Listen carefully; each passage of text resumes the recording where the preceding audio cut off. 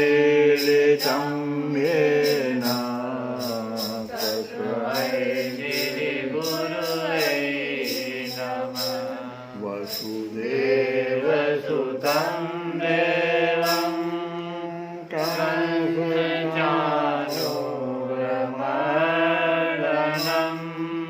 देवकी परमानन्दं कृष्णं वन्दे जगद्गुरुं। रुक्मिणीकेलिसंयुक्तं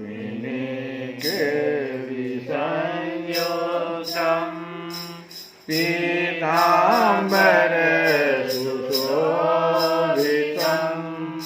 ओवाप्ततुलसीदलं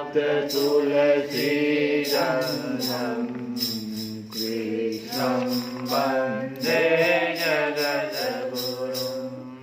हे कृष्ण करुणा सिन्धु दीनबन्धु जगत्पते गोपेश गोपिकाकान्त राधाकान्त नमस्तुते। तप्त काञ्चन गौराङ्गी राधे वृन्दावनेश्वरी वृषभानुसुते देवी प्रणमामि हरिप्रियं। श्रीकृष्णाय वासुदेवाय हरये परमात्मने प्रणतक्लेशनाशाय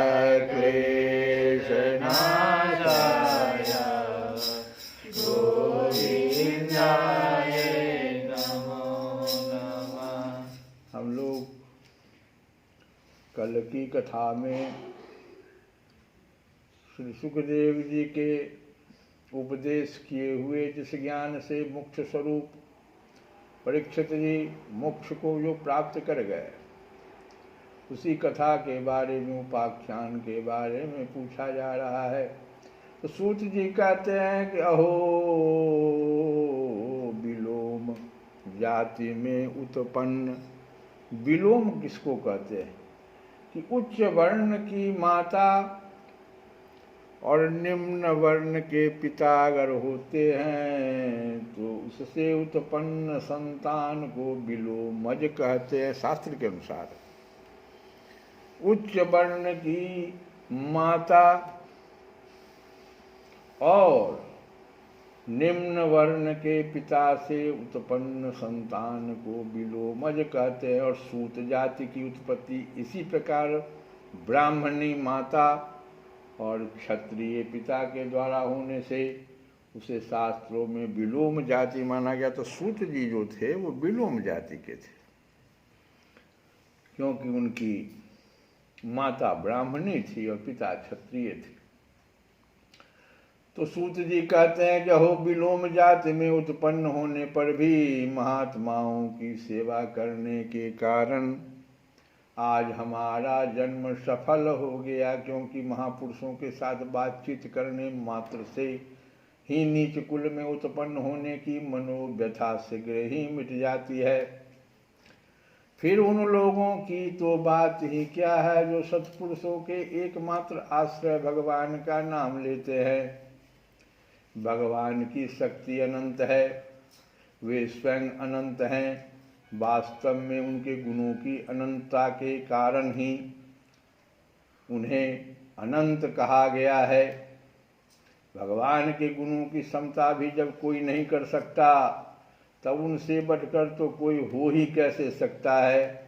उनके गुणों की यह विशेषता समझाने के लिए इतना ही कह देना ही पर्याप्त है कि लक्ष्मी जी अपने को प्राप्त करने की इच्छा से प्रार्थना करने वाले ब्रह्मादि देवताओं को छोड़कर भगवान के न चाहने पर भी उनके चरण कमलों की रज का ही सेवन करती हैं।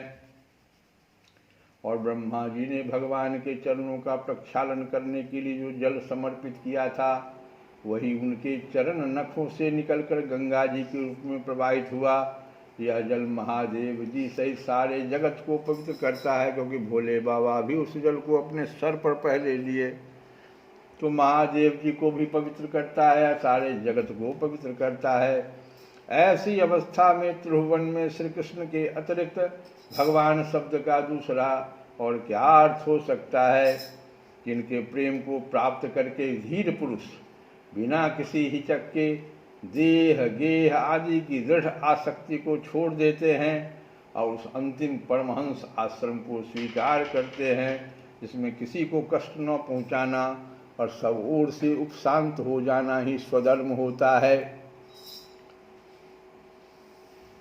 भगवान कृष्ण के एक परम भक्त थे सूरदास।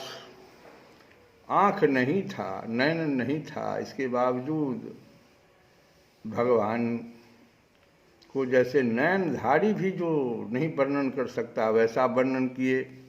सूरदास जी ने क्या कहा कि आँखिया, आँख तो है ही नहीं, और कहते आँखिया हरि दर्शन को प्यासी, आँखिया हरि दर्शन को प्यासी, हरि दर्शन को प्यासी,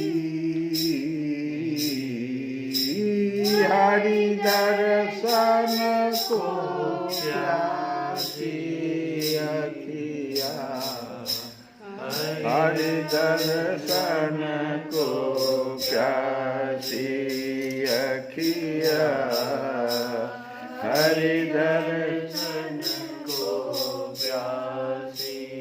क्योंकि उनकी आँख भगवान को देखना चाह रहा है। देखत चाहत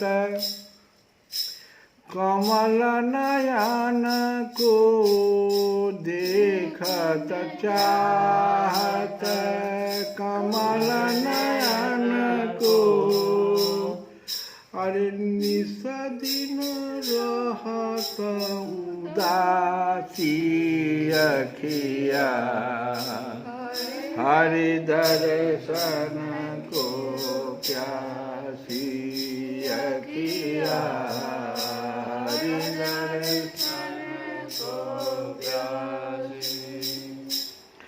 आए उधो अब फिर गए आंगन, दारी गए गर फांसी अखिया, हरि दर्शन को प्यासी अखिया, हरि दर्शन को प्यासी।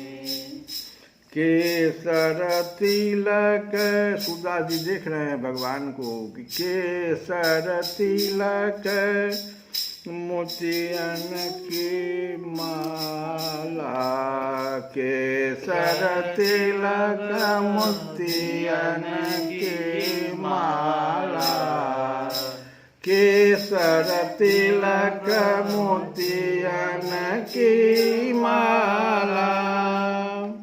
और है कहाँ के भगवान?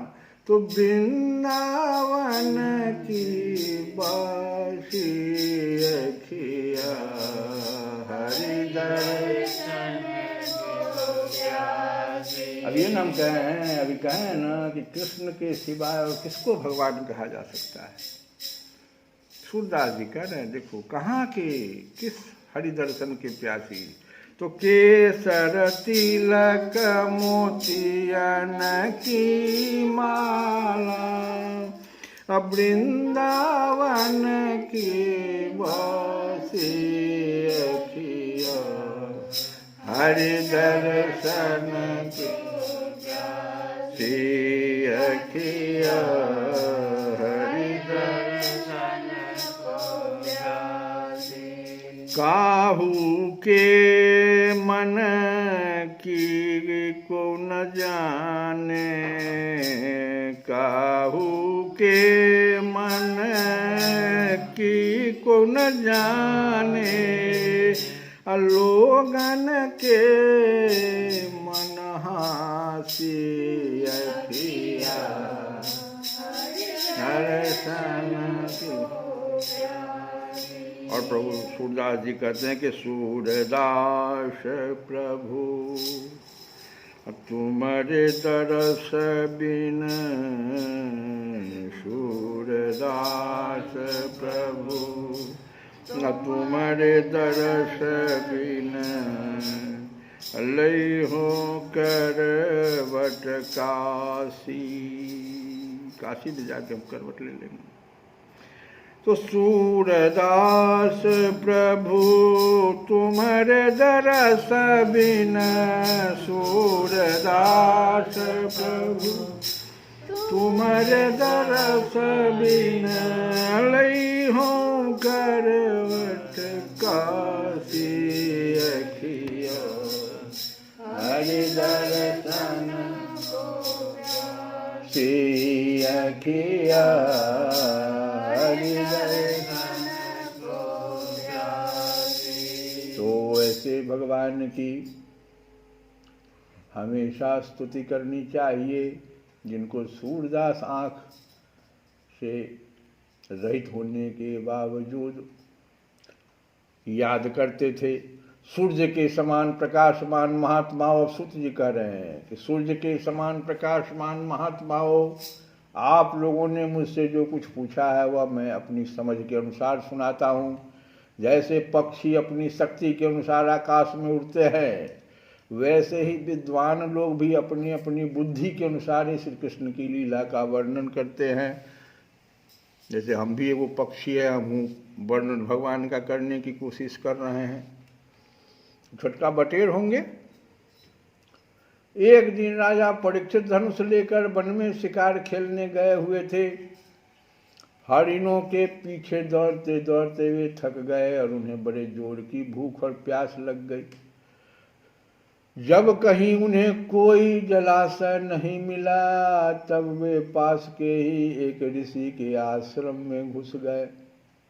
देखो होनी क्या है, उन्होंने देखा कि वहाँ आंखें बंद करके शांत भाव से एक मुनि आसन पर बैठे हुए हैं। इंद्रिय, प्राण, मन और बुद्धि के निरुद्ध हो जाने से वे संसार से ऊपर उठ गए थे। जागृत, स्वप्न, सुषुप्ति तीनों अवस्थाओं से रहित निर्विकार ब्रह्मरूप तुरीय पद में वे स्थित थे। तो 4 अवस्था हुई। आदमी की 4 अवस्था होती है। एक जागृत, दूसरा स्वप्न में, तीसरा सुषुप्ति और चौथा इन तीनों अवस्थाओं से रहित निर्विकार ब्रह्मरूप तुरीय अवस्था उसको कहते हैं। तो तुरीय पद में वे स्थित थे। उनका शरीर बिखरी हुई जटाओं से और कृष्ण मृग चर्म से ढका हुआ था। राजा परीक्षित ने ऐसी ही अवस्था में उनसे जल मांगा, क्योंकि प्यास से उनका गला सूखा जा रहा था। जब राजा को वहां बैठने के लिए तिनके का आसन भी न मिला, किसी ने उन्हें भूमि पर भी बैठने को न कहा और अर्घ्य और आदर भरी मीठी बातें तो कहाँ से मिलती। तब अपने को अपमानित सा मान कर वे क्रोध के बस हो गए। तो मैंने पहले ही कहा था कि जब कलयुग आएगा तो अपनी कलाओं के साथ आएगा। तो कलयुग का एक कला था क्रोध, तो क्रोध इनको आ गया, क्योंकि स्वर्ण का मुकुट लिए हुए थे ना। शौनक जी वे भूख प्यास से छटपटा रहे थे, इसीलिए एकाएक उन्हें ब्राह्मण के प्रति ईर्ष्या और क्रोध हो आया। अब ईर्ष्या भी उन कलयुग का ही एक कला है, क्रोध भी उसी का है। उनके जीवन में इस प्रकार का यह पहला ही अवसर था। भी देखो ऐसा कभी नहीं हुआ था कि उनके मन में ईर्ष्या हो या क्रोध हो जाए। पहली बार ऐसा हो गया था। वहाँ से लौटते समय उन्होंने क्रोधवश धनुष की नोक से एक मरा सांप उठाकर ऋषि के गले में डाल दिया और अपनी राजधानी में चले आए। उनके मन में यह बात आई कि इन्होंने जो अपने नेत्र बंद कर रखे हैं, सो क्या वास्तव में इन्होंने अपनी सारी इंद्रिय वृत्तियों का निरोध कर लिया है, अथवा इन राजाओं से हमारा क्या प्रयोजन है। यूँ सोचकर इन्होंने झूठ मूठ समाधि का ढोंग रचा है। श्री कृष्ण गोविंद हरे मुरारे, हे नाथ नारायण वासुदेव।